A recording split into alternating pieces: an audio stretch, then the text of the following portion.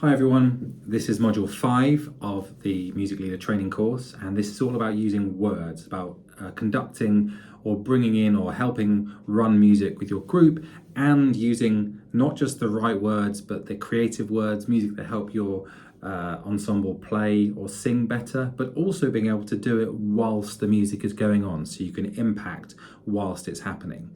Now, an obvious example is for choir leading, is to being able to conduct through using your through using the lyrics. So lean on me, sometimes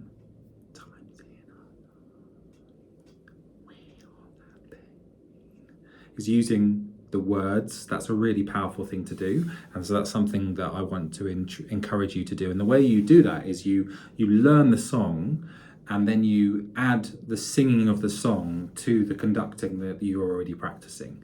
So lean on me as an example, we've used that before. We've got our 1, 2, we're adding in our facial expressions that we've worked on to the energy, so maybe a bit smaller. And then on top of that, 1, 2, lean on me when you're not strong, I'll be your friend. You see, I'm adding all of those things together. I'm using my face, I'm using words to help the choir, I'm using the direction of my hands, the energy, I'm bringing it all together. So that's a good thing to practice. Now, when you're in between bits, or you're not in a choir and you're trying to encourage or help your group make music that's more than just playing it through, then as ensemble leaders, you need to develop your vocabulary and to help them do better music. Is that the right word? And more creative, more expansive, more enjoyable, more powerful, more emotional music. And to do that, you can use different sets of words. For those of you who have had, theory training or went through a more classical system, you will know terms like crescendo, which means get louder, or decrescendo, get quieter. Forte, loud, piano, quiet. Staccato is short. Legato is smooth. Rit, which means ritardando, which is slowing down. Allegro, which means kind of lively and bouncy. Lento, which means slow. Now, those words are useful because they have a very specific musical meaning, but they are not the only words. English words or other words are really, really useful and encouraged to be used. For instance, if you think of When I Grow Up, it's got that it's got this kind of bouncy quality to it, this fun, excited, lively quality to it. And those words are really useful. So if I was running that group and I wanted a sense of fun and joy, I'd say, this is, let's try and make it really bouncy, really lively, really joyful. And think about what that might mean for your bodies and your faces. If I'm going to sing bouncy, lively and joyful, I'm not going to be singing it like this or playing it like this. Boom, boom, boom, boom. I'm going to be, I'm showing it in my face. So think about how you want the music to sound. Is it a smooth, long phrase? Is it gentle and soft? Is it aggressive and dramatic? Is it just loud and crunchy? Is it words which are more than just that was good or that was bad? All the grey area in between. And for those of you who are in King Alfred Singers, one thing that Vicky does to help the choir is she comes up with powerful words for different sections. So we've had, within the same piece of music, we've had a phrase that was heroic, for instance, and then the next one was peaceful, and then the next one was sorrowful. So rather than using musical terminology like, oh, that's really what's the word? Dolorous or dolorful or something, which is like a complicated word for sad. Just having the word sad or sorrowful or or lively, or bouncy, or something which captures a really clear idea. And in order to do that, you need to go through your music and have ideas for those things. I mean, if you're doing a pop song, often, and you're using an arrangement that you've downloaded from somewhere, it will have at the start upbeat, lively pop, or ballad style, or something like that. But if you look deeper and you go into it, and you look at the different sections and the different phrases and the different things, and think, do you know what? For this part of this song, this bit needs to be dramatic, or this bit needs to be full of expectation, because maybe the chorus is where the loud bit, but this bit is where things start to grow.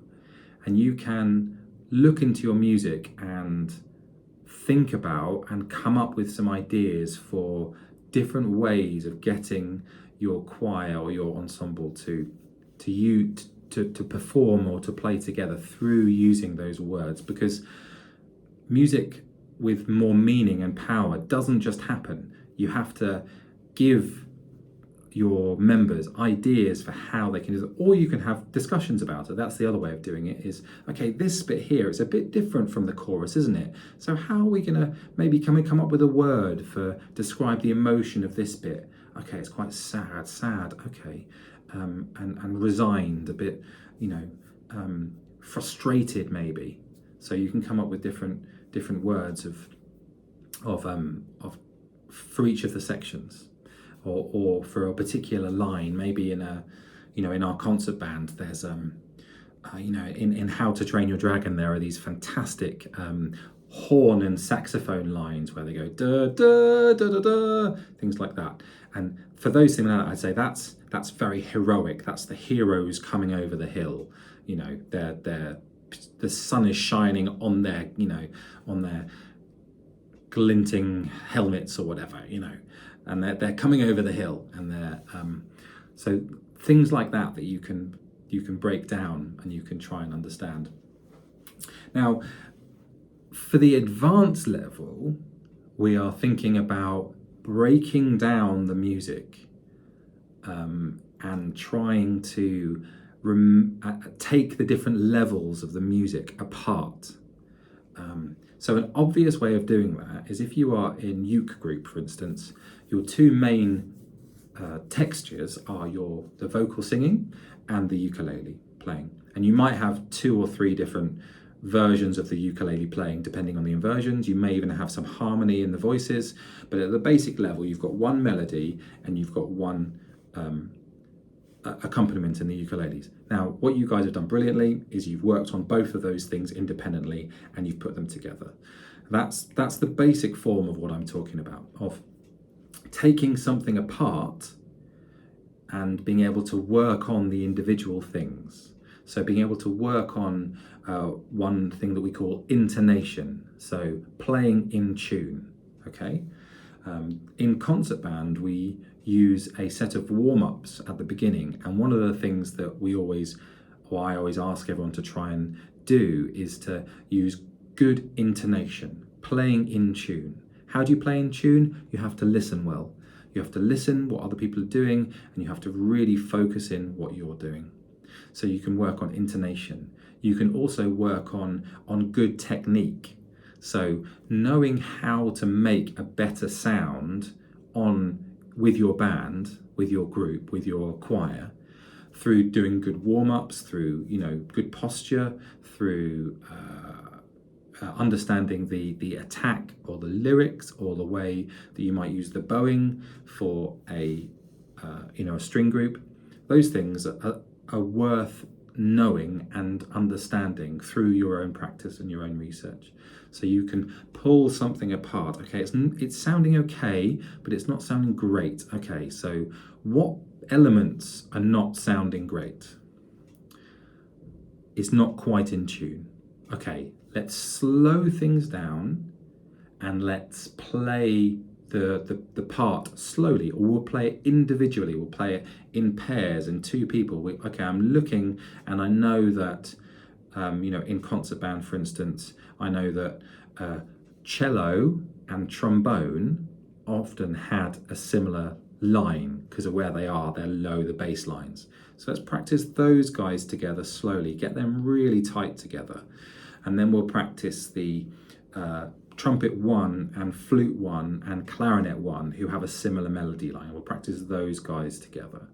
So I'm understanding how the music is broken down and how it's being put back together.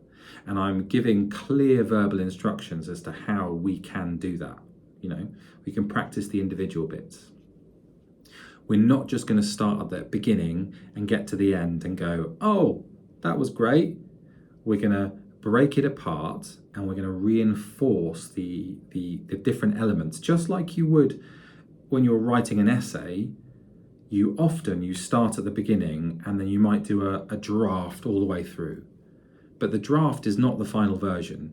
What you have to do is you have to look at the individual sections and form and firm those up by, you know, looking at the structure and looking at the word choice and making sure that it's actually all those individual parts are right. And then you begin to stitch them back together. And it's similar when you're, you know, when you're making when you're rehearsing. So if you are able to use musical terms, then you will pass this module. So we're talking about loud and soft, being able to add emotion, being able to label different parts of music, trying to get your group to suggest to them and get them to suggest good words to describe a particular part. Using words and lyrics whilst you're conducting. Using things like thinking about articulation, how long or how short something is. When you're thinking about what makes a piece of music good, you've got intonation, so is it in tune or not? Ensemble, is it together or not? And part of ensemble is how long or short the notes are. Are your, if you're in a jazz group, are the rhythms really, you know, in the pocket? Are they locked in? Are they really grooving together? Are the rhythms really kind of accurate and tight? Are we breathing and playing at the same time? If it's kind of subtle and soft and smooth, are we balancing our parts? You know, can we hear the melody nice and clearly? If it's a big, you know, are we starting all together? We've got a nice kind of 1, 2, 3, bam, are we all together? Those kind of things. So you being able to use words to help your group, really important.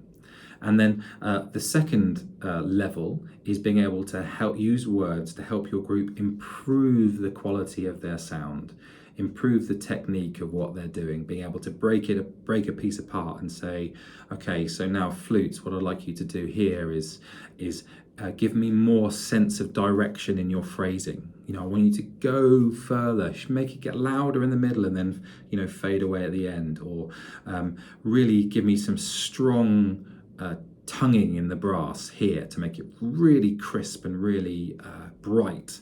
Or it might be, okay, singers here, I want you to think about the sound really coming from your, you know, your face and your nose. So we have a really focused sound here, or maybe just imagine that the sound is behind you and it's, you know, fading away so that it's a really gentle kind of soft sound.